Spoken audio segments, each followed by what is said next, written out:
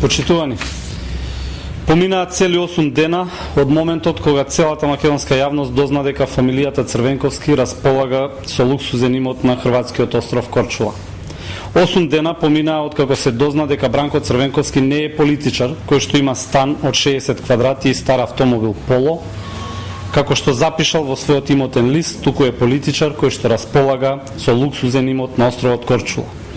И тој и СДСМ молчат или се обидуваат да се подсмеваат со оваа афера. Прво, кажуваат дека не е точно. Второ, кажуваат дека е во оставинска постапка, а имотот веќе е на име на Јасна Црвенковска.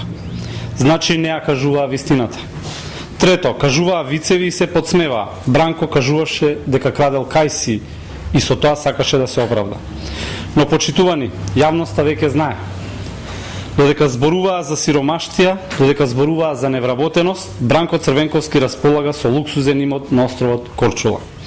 ВМРО ДПМН повторно го прашува и ќе прашува постојано. Дали е точно дека имотот во Корчула е купен не во 1979 година, туку во 1997 година?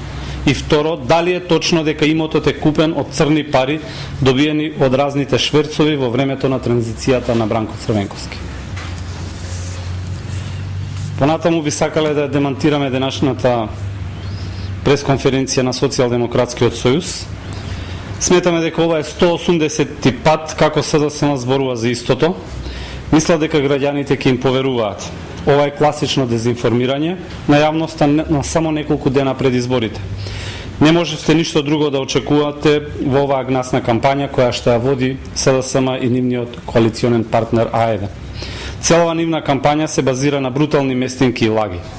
Целта на СДСМ и А1 е да ги заштитат криминалот и да ја ослабнат борбата против него, да ги заштитат неплаќачите на данок и да ги заштитат корумпираните личности.